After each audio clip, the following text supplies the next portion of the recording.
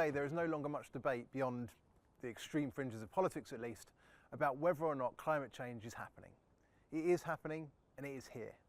And housing across the entirety of the UK is responsible for some 331 million tonnes of carbon dioxide emissions every single year. Now that's about 40% of the UK's total emissions just emanating from our homes. Housing association properties alone contribute the equivalent of about 1.8 million cars worth of emissions.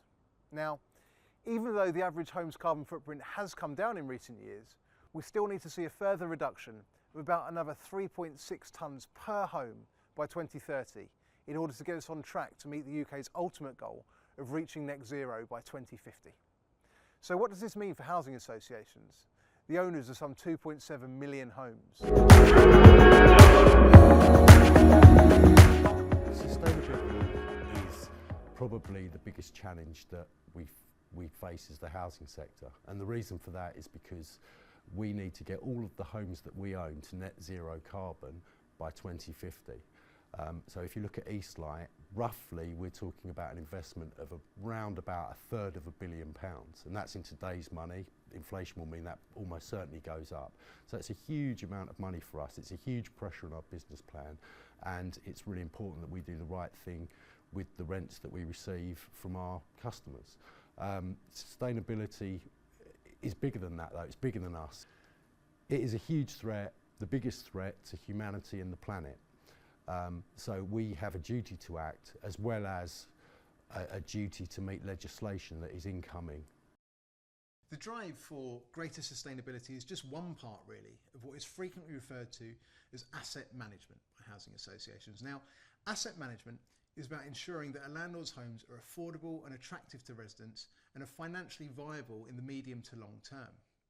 Managing assets, therefore, is partially about investing in and maintaining and upgrading properties, and partially also about understanding the needs of future tenants.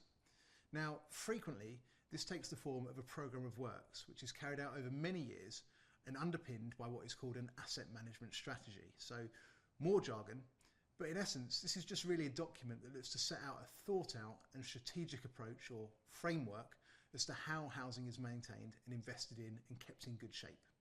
So your boiler might need replacing, say, every 15 years, whilst your windows, for example, might not need replacing until about every 30 years. And when you stop to think about it, this is an incredible undertaking once you take into account roofs and bathrooms and kitchens and all of that, which is eventually going to need replacing over time across thousands and thousands of homes. Now, this is very different from day-to-day, more immediate repairs. And as you can imagine, some people might have some very strong views about their avocado-coloured bathroom needing replacement a bit sooner than that.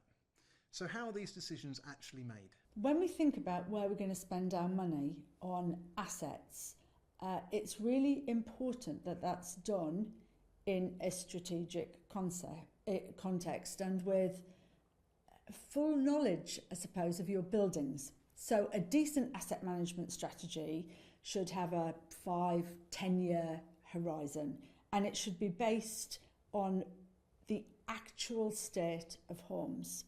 Because what you're wanting to do is to think, we might have thought this bathroom could have lasted 20 years, but actually there's been a really big family in there, or there was a leak from above, or whatever else, and it's only going to last 10 years. So it's dead important, I think, in a decent asset management strategy that you've got what you want to achieve linked to what you already know and what you need to spend.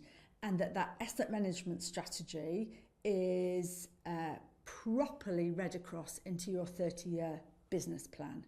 So you would survey your homes, you'd have a view about what needs to be done outside and inside, so inside people's flats, inside communal spaces, and also on the outside, so repointing the brickwork, mending the roofs, and then you will take that and you will make sure that you've got the money in your business plan across the 30 years.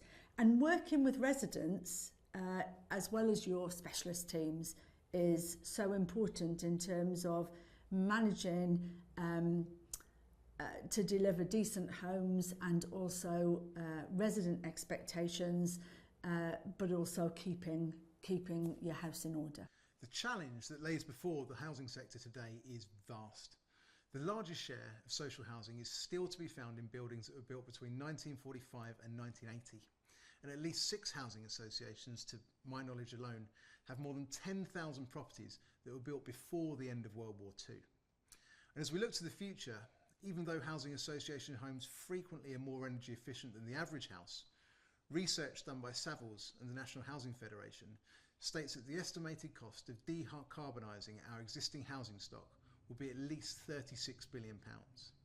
So where boards and executives choose to draw that line between repairs and maintenance and improvements and building new homes and keeping rents low is undoubtedly going to be the challenge that defines us in the years to come. So maintenance and sustainability are best addressed by building the thing that you want to preserve for the long term right in the first place. So it seems to me nonsensical that anybody would build anything at the moment that only had a kind of warmth rating, an EPC rating of a C.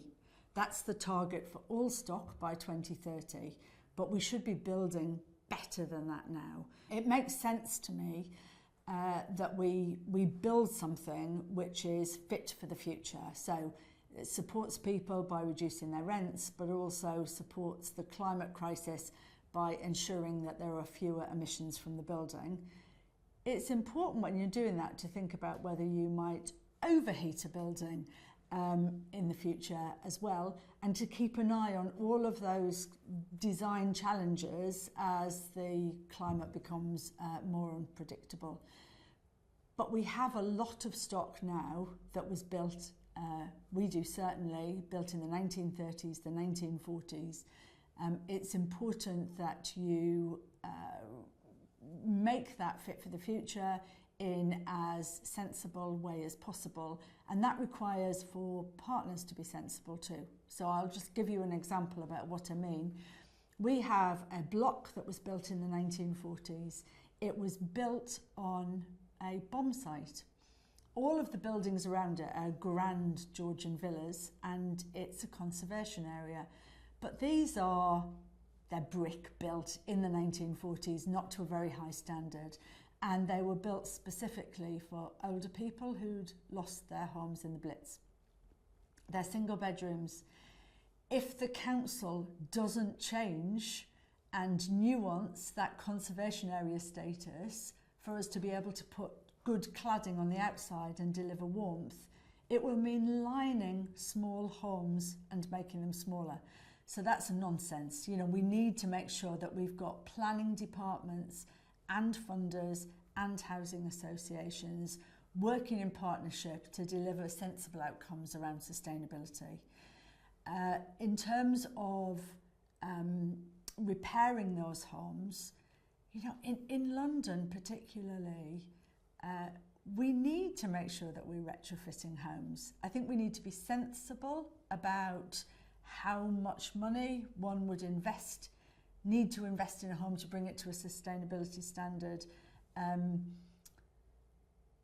there are decisions to be made about whether one might be able to sell a Georgian terraced house and deliver a whole lovely set of flats at EPC A or B. But those are important asset management decisions, and they're part of an asset management strategy.